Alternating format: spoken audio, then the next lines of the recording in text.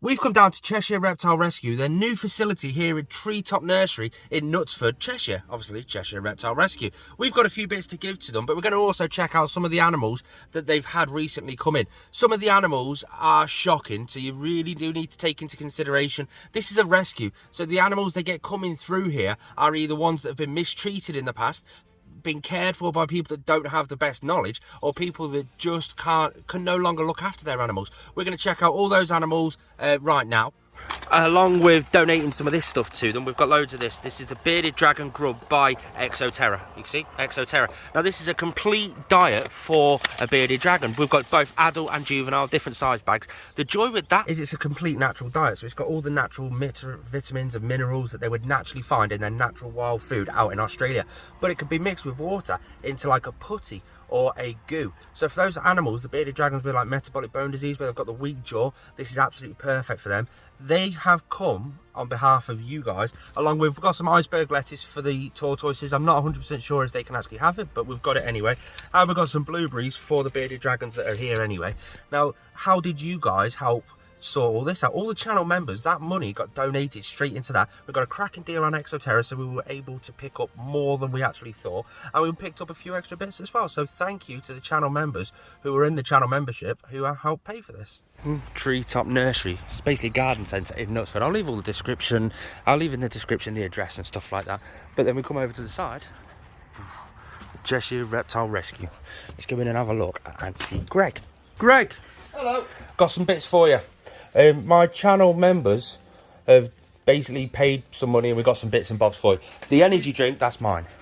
So we're in the middle of doing a bit of cleaning. So there's a few bibs are open, a few dustpans are brushed. You'll see that sort of stuff. But can we have a tour around? Yeah, no worries. Let's have a look and see what we've got. Where do you want to start? Well, start with the big ones. The big one. I mean, just straight away, just look at that for a tortoise table. That is absolutely mammoth. Look at the size of it. What we got in? We've got a cherry-haired Redfoot, which is one of your tropical species, one of your larger species. Yeah. Now, these, unlike your Hermans and your Horsfield, generally speaking, will eat a lot more of the fruits than they will of the greens, but they will also eat proteins as well. So as a treat, she likes an odd rat. Oh, really? It's quite messy. She sort of bites the middle, opens it up, and then eats the guts off the floor. Oh, she is beautiful though. Look at her. She had some of those blueberries that we brought in, didn't she? She's about 30 years old and unfortunately was left in a very, very small tortoise table for a number of years without UV. Hence, signs of pyramiding, but she's not the worst that we've seen. Can you explain to the viewers what pyramiding is? Right, pyramiding, she's got a little bit on her shell. We've got a leopard tortoise, which has got much more severe pyramiding, usually caused by incorrect lighting, incorrect supplements. Too much UV or too much calcium is one of the predominant causes of it. I must admit, leopard tortoises, they are my favourite tortoise by far. I don't know why. I still to this day don't know why, because she's absolutely beautiful, but that's the one that just sort of sets me off massively all the time. She's so cute. Where else next? Next one, unfortunately, we've got some... Oh no, we can't come all the way over here without pointing out the statue. Oh, the statue? Look at this. This was obtained the other day. It's a weird one. It's carved to look like a rattlesnake. So if you look at the tail, it's got the lines of a rattlesnake. Yeah. But to me, the head looks more like a bosque. What do you reckon? Stick it in the comment section down below. What's over here then? Right, these are hospitalized tortoises at the moment. So, Hospitalized tortoises. so some people might not like this bit, so you might want to skip. Yeah, so trigger warning, if you don't like to see disabled tortoises, this isn't the bit for you. Let's have a look and see what's happening. You've had your warning. So, this little lady came in about a week or so ago. Beak was overgrown, both sides. One side, this side was grown right up, other side was grown right down. She couldn't open her mouth and eat. So if you look at her legs, she's quite thin as well. I have actually got some footage of her eating earlier on, because as you can tell, we have fed these already. So I'll lay them over right now. But again, incorrect lighting, incorrect setup, you end up with deformed shells, very, very flat, severe pyramiding, even though it's sunk in. She is eating again now that she's had her beaks trimmed right back, but it'll be one of them. Yeah, she's only just starting to learn to eat properly now, isn't she? Next, this is another shocker. Right. No, that wasn't the head you saw, that's the head. So this one, front end, perfectly healthy. Yeah. Nothing wrong with it whatsoever. That's what you call a proper shell, where it's not pyramided either. It's just nice and smooth, nice and rounded all the way over. But then when you turn it round, before anyone comments, it is not a prolapse. No, it's not a prolapse. It's a fatty granular growth. It's sealed, it's healthy, it's not causing any problems. She can pass waste and everything perfectly fine. It's just a big fatty lump hanging out of her back. It's just not the prettiest of things, but she eats and poos fine. Yes. She's also quite friendly. Hello. Oh, look at her. But this species of tortoise, these are Hermans. These are ones that should come with microchips and papers with them as well. Oh, really? So if you do ever decide to get them, make sure you get your paperwork with them. Cool. What's the underneath them? That's a little beardie that came in, well, say little. 18-month-old beardie that came in yesterday. A family bought a pair of them with a setup. Yeah. And when they got them home, the woman said, oh, they're fine, they'll be fine living together. That one started attacking the smaller one. Do you reckon they were both males then? They were both males. We checked. Yeah. So he was the dominant one, and they didn't think it was fair. So the reason he's here is solely because he was Sold as a pair. Yeah. They cannot be kept together. That's it. Bearded dragons cannot be kept together. They will fight, and if it's two males, they will fight to the death. So what's over here then? Oh, right. These are perfectly healthy Hermans. Look at him sat there with his... So these have got perfect little shells. These are microchipped. They're papered. These were bought in because the gentleman that owned them unfortunately had a severe accident and broke his back. Oh God. So it's not just ill animals that we get in at Cheshire Reptile Rescue. We just get ones where people's circumstances change. That's it. The gentleman was a scaffolder. He fell off the scaffold and broke his back. It wasn't intended. It wasn't intentional. He's just physically unable to care for them anymore. That's it. Right, what we got coming over this way? Right. Because we do have a fair few going on. He's just going to get some keys to unlock some of them. But we'll just look at this. There's everything everywhere. You got them? Yep. Let's go back. Doesn't take 2 seconds. Which one are we going in first? Ooh. We're going for the little Cresty. Little Crested Gecko. These are the new Habitat enclosures, aren't they? Yep. New Habitat enclosures, Pro T5 units. Let's go round and have a look at the top. All Set by dimming thermostats, fog system, all Habitats, all linked together, all plumbed in. And it's all hidden by this grid at the top just here. These actually come flat pack, and they're a fairly new design, aren't they? I like them. Yeah, little tip if you do decide to get one, seal the edges. So that means basically these bits just here, because again it's all flat pack, they all join together. If you seal them, then it won't leak basically. It's perfectly waterproof up to the maximum water line just there. But anything else, have you ever seen a Crested Gecko? Looks like a camel. That looks like a camel. He's got 2 humps. And why has he got 2 humps? Right, this is because of the age-old argument of you don't need to give Cresties UV. There you go. That is what happens when you try and yes, you can supplement it out using your D3s and your calciums and everything, but a lot of places don't tell you how to do it properly. And if you don't do it properly with just using just calcium or too much D3, you end up with that. Basically, if you have UV light with any animal, their body will produce their own and synthesize their own vitamins and minerals out of all the food, and they'll just live a lot happier. But that is a Crested Gecko with metabolic bone disease because misinformation, would you say? More than anything. It's, yes, you can supplement them out. Yes, you don't need a UV, but you've then got to concentrate a lot more on the supplementation if you don't use UVs. And it's easier to give them a light, and they benefit from it. They eat better. They have a diurnal cycle. There he is. There. What have we named him? What have we called him, Rob? Oh, he hasn't got a name at the minute. Oh, he's not got a name. Stick your name suggestions in the comments down below. What's the plan with him? Right, he's going to be staying here because he's a good one to be able to show people why you need UV. The amount of people that come to the centre saying, oh, I've been told by a breeder or I've been told by a shop that geckos don't need UV.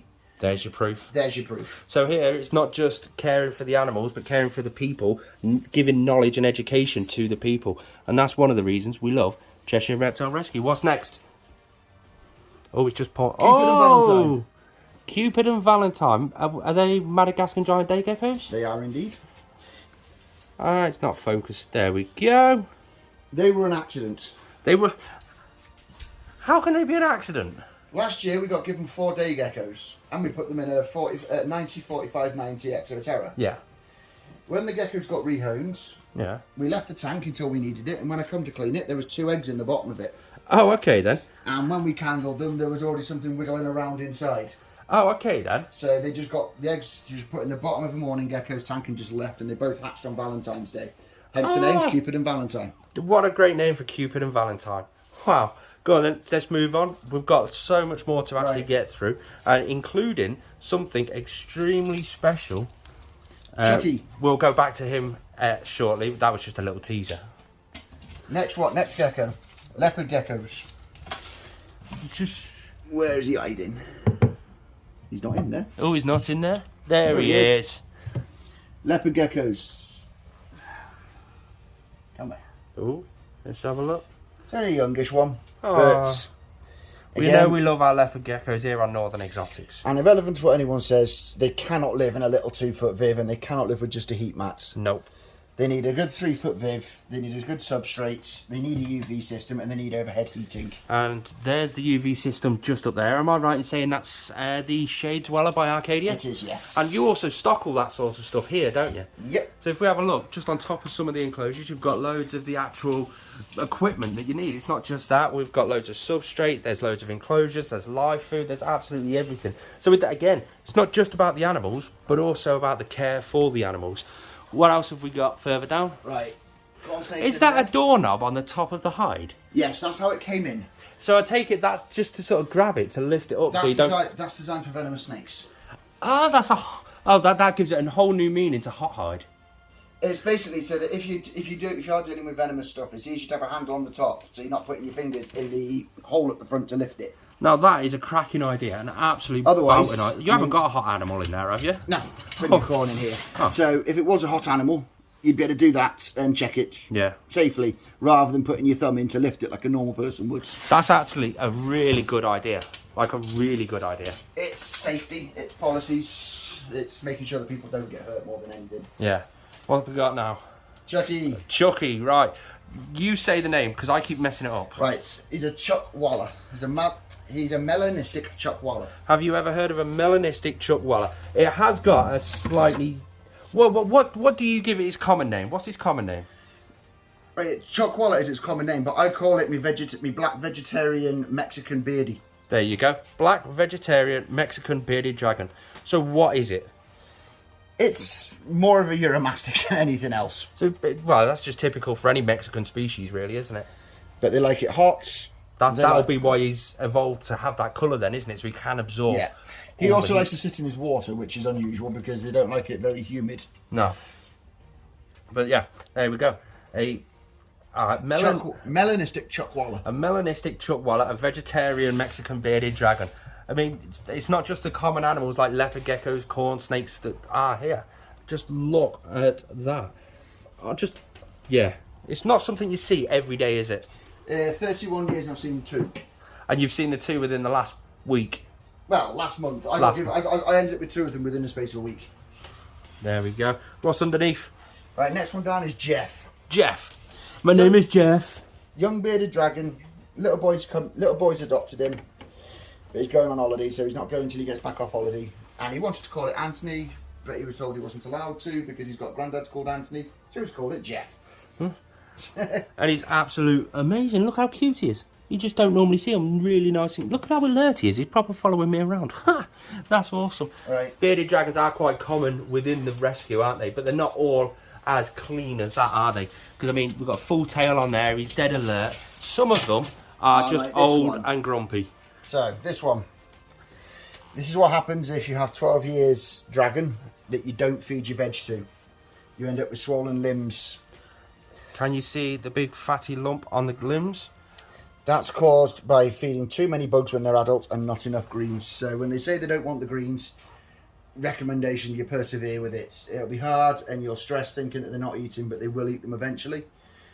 What's the tip to get from a reptile rescue that's seen a load of bearded dragons actually coming in, and from people saying they don't eat greens? What's your tip for anybody who has a bearded dragon that doesn't eat greens? We put greens in every morning. They do not get their live food until they've eaten at least some of their greens. And that's the best way to do it. They will eventually... Fairness, with that one, she's been here he even has been here 2.5 weeks now. Yeah. And he still hasn't been given a bug yet. And solely because you wanted to get back Because onto the veg. You can't fix a problem. All you can do is prevent it getting worse. Is that gout? Gout, yeah. So that's gout in a bearded dragon because it's had too many Too animal much protein. but you also get the shakes as well. Oh, has he got the shakes? Only a little bit, and just every now and then. But yeah, there you go. That's gout in a bearded dragon caused by too much animal proteins. And there he is, sat down there. He's amazing. But so he will start getting his greens when he'll start getting his bugs when he starts eating his greens. Has he been eating greens? Little bits, but very, very little. And that's going to be one of two things. Stubborn old man. Well, that's going to be one of two things, isn't it? Because he doesn't know how to eat greens. Or he just doesn't like them. Well, yeah, or that. We'll find something that he does like. I'm sure of it, won't we, mate? What we got over here? Platinum Super Dwarf Retic. A Platinum Super Dwarf Retic. So how old is that? About 5 years old. So there you go. You get a lot of people that say my Retic is a dwarf, it's a super dwarf. That's when you know they're a super dwarf, when they're 5 years old and they're that sort of size. It's a female and I've called it Reggie. It's a female. Why? Because I call all Retics Reggie. That'll If you look at their face, they just look thick like a Reggie. They just look No thick offence to like any Reggies out there. There he is. Look at the pattern on him. It's just absolutely amazing. But we do. He's proper keyed into me then. But we do have another Retic at home, a purple albino, which was, we bought it was a pet for my wife, and it was bought as a super dwarf. We saw the parents were both this sort of size, Yeah. but they were only feeding it one small mouse every 28 days. Ah. It's now eating 6 kilo rabbits. It's 2 years and 3 months old and 13 foot. So do you reckon the super dwarf, even though the mother and father are super dwarfs, that's just a recessive trait and you still got the possibility of getting normal? I don't know, because I don't understand the genetics of the dwarfs and super dwarfs. I think that it was a breeder and they wanted to get a sale, so told me what they thought I wanted to hear. Oh, let me know your thoughts on that in the comments down below. If you do get a super dwarf Retic, be prepared, it can still grow 20 foot long. And be as active as anything. You saw how active and alert that guy is. Just look at that. Yes, that's awesome. Where are we off to next? The world's most aggravated hognose. Oh, there we go. The world's most Not all hognoses are cute as a button. They are cute, but they're still aggravated. Now this hognose just here, we'll have a little look just before we actually do get her out. Yeah, she looks cute, doesn't she? No, just no. So we have to get something to help get her out. If you didn't know, hognoses, they are rear fang venomous. They are the only snake that we can have that's rear fang venomous without a DWA license. Is that right? There's a few now, because you can have your mangrove monitors without them. That's it. You can have... There's a few different species now that come under the same thing. Yeah. How old do you reckon this girl is? It's a boy, this one. Oh, is it? It's about 2 years old, this one. Oh. Once he's out, he's all right, but trying to get him out, as you've seen, he's not a friendly one. Is that just solely because he's not been handled by a previous owner? No, they tried to handle him. He just wouldn't calm down. Oh, fair enough then. So what's the plan with this guy? Available for rehoming. There If you someone go. is sensible enough and not stupid enough. Because unfortunately, you do get a lot of people that think, oh, I can have a venomous snake, and know absolutely nothing about them. So while we're on the topic of animals that do rehome, what is the process here to obtain and rehome? So if somebody wants to contact you today to rehome that, what would they have to do? Right, they'd have to contact the rescue primarily. How would they do that? Facebook page is the easiest one because there's always someone online. I'll leave that linked in the description down below. Now, what we ask for is proof of setup, or we can supply it if you need it. Yeah. Proof of knowledge. Now, it's not to say you've got to be an expert with that particular species. We are happy to teach people if it's a new species to them. We'll give you care guides. We'll be on the end of a phone. We can help you. Are we okay, while we're talking about proof of knowledge, to talk about the Guinness World Record? If you really wish to. Go on, give us a quick rundown. Right. A lady contacted me a couple of weeks ago wanting one of our bearded dragons, and when I went through have you got a setup? Yes, she had a really nice setup, 4B2B2. I then said, right, we asked for proof of knowledge, and the next photo I got was a picture of a Guinness World Record of 18 years 237 days old bearded dragon. She holds the She world actually record. holds a Guinness World Record officially for the world's oldest dragon. And how old was it? 18 years 237 days. Oh. And I was like, okay, you've got the knowledge that you would need to look after a dragon. There's no That'll point continuing with that conversation. Yeah, that'll do. So go on then, what else do they need to do once they've shown you proof of their knowledge for We then lessons? ask for them to come down and see the animal. Yeah, again, the address will be linked in the description. Now, some people come down to look at a bearded dragon and end up leaving with a snake or a gecko. Some people come for a gecko and end up leaving with something else. So if somebody's not too sure about what they actually want... We will let you handle anything you want to. Yeah. We've had people come down and they'll spend 2-3 hours here with the kids going through all the animals. We're more than happy to sit there and go through it all with you. That's not a problem for me. I'd rather you be happy and know what you're getting. There's no point going and getting an animal before you can hold it, then getting home and finding out that your son or daughter is scared of a snake. Yeah. It's kind of a pointless exercise. The animals, we don't allow them to go to rubs. So if you phone me up and say, oh, I've got a rack, we will not rehome to you. That's it. You're trying to find a forever home that's going to be a home better than what you can provide, sort of thing. Yeah. Yeah. Geckos and things, we won't rehome unless they've got UV lights. I know people say you don't need it, but if you haven't got a UV light, sorry, you're not getting one. There you go then. We will say no. You have to have a thermostat on it. If you haven't got a thermostat, you either get one or you wait until you can get one. Doesn't need to be a pink thermostat, but they're just absolutely cool, aren't they? Just handy.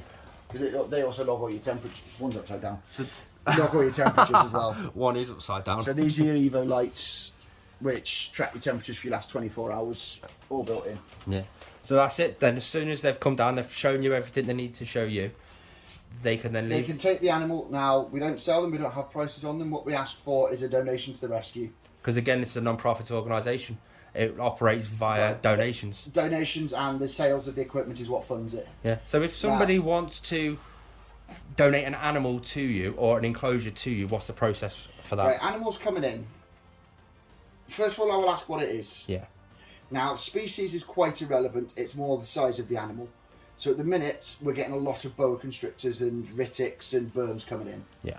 Now, we've got here in Knutsford, and we've also got another site in Runcorn as well. But I've only got so many large enclosures. So at the minute, we can't take in large snakes because I've only got one big viv that's empty at the moment, which is the big 7.5 footer down there. Yeah. Apart from that, all our other big vivs are full. Now, until people can rehome them off me, I can't take more in. There's no point me taking in a snake that I can't put in a viv. Yeah. Now that's again the thing. People can turn around and say, yeah, I can rehome this Burmese python, but can you rehome it to the standards that are needed for that Burmese python? If you haven't got the standards for it, you're not going to be able to rehome this snake. There's no point. It'll just end up back in a rehoming thing or being sold on. That's it. That's it. So we keep moving on. Yeah. Next one's right. These are mainly holidays. These ones. Oh, so you do boardings here as well. Boarding as well. Yeah. That's yeah. So this one's on holiday, is he? No, right. That's the one that's not on holiday, but the others are. Oh, okay then. So what's up with this guy? Or what's his story? Right. He came in. He's only a youngish one, but when he come in, oh yeah, he's got a. We're going with the fact that it looks like his tail's been caught in a glass pane or something because there's a very distinct line. Oh yeah, you are right there. Yeah. Now the end bit's gone stiff, but there's no major issues there. He will be getting seen. So he's had his vet treatment. He's there. He's been checked over, and there's no major concern. But he is going back so that he can get checked if it needs to be removed surgically. Yeah. So the next little one was a tortoise that was found. Oh really? Yeah. Oh. Another thing that we get a lot of is animals that are found by members of the public wandering down the streets. Really? And that's what that guy is? Yes, this was found wandering down the streets in Southport. In Southport? I think I saw the Facebook post on your Facebook page about that, to be honest. It was found by an older couple that had tortoises in the past, and they had him for a few weeks trying to find the owners, and no one came forward, even though very specific where it was, and there's only about 6 houses. Oh, okay then. And then we took it, and then we've had to go to try and find the owners. No replies to it. People who have sent pictures and videos and things. But with this, we do get a fair few lost pets coming through the rescue. And that's tortoises at the minute is the main. Tortoises and corns. Corn snakes? There's a lot of people finding corn snakes at the minute. Oh. Where else do the animals come from? Because you do a fair bit for Manchester Airport. Are we allowed to talk about the Manchester Airport deals? Manchester Airport is done mainly through Manchester Metropolitan Police and Merseyside Police and Lancashire Police. Yeah. So Donata, which is one of the importers that goes through Manchester Airport, we were there a few weeks ago to collect a Asian house gecko that came in on a shipment of mangoes from the UAE. And if you follow the channel, you'd also know this. You've also picked up Wish, haven't you? And Wish is my Chinese house gecko. That came into Stoke-on-Trent. Stoke-on-Trent, and it came in on a shipment of mangoes? Stone. No, a shipment of stones. I've also got Mushu from TM Reptiles. That came to the UK by mistake in a shipment of wood. That sort of thing does happen. It's really common. And without places like this, those animals would simply be destroyed. Unless they're a threatened species, people won't pay to send them back to where they come from. Just a normal common species is places like this that keep them alive. So that's why we like to help out places like that. Have we got anything further? Ooh, what's him? That's a Herman's tortoise. He's on holiday. He's on holiday. He's on holiday for the bank holiday weekend. Ah, so again, if you're going on holiday and you need somewhere for your animal to go, just give them a shout. Look at that. So, can we talk a little about the arboreal royal pythons? People say that royal pythons aren't arboreal. I call a load of on that because they do climb, and they're quite happy to climb. And they do come out in the daytime if you give them UV light as well. Oops. There we go. So it's also clumsy as well. There we go. UV light up there. It's got the heat. It's got all the branches and everything. Now his one, every time I've been here, he's been sat coiled up just there, sort of on that wood area. GTP style. Yeah, proper GTP style. But the way to set them up as well, twin heating, so you have light on an Evo stack, which is just dumped on the top at the minute. Yeah.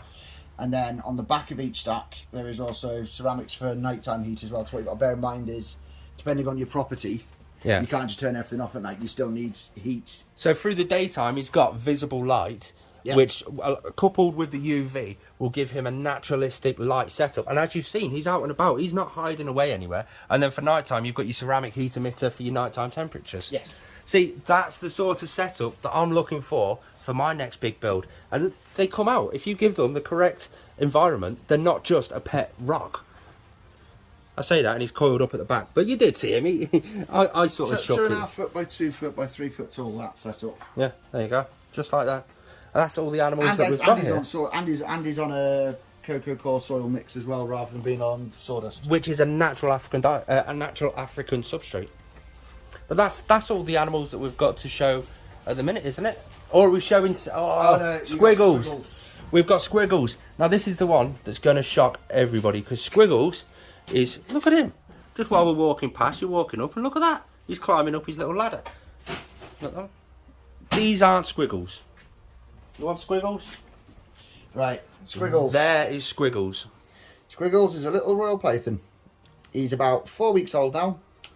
And we've got a friend that owns a pet shop and he breeds royals, and he got a female royal in that laid 7 eggs, so he incubated them, and then after the incubation, when they started hatching, 5 of them died whilst trying to hatch. 1 came out perfectly normal, and 1 came out where every single vertebrae is at an angle to the previous one. No 2 line up. So all your ventricle scales, everything, they're all messed up.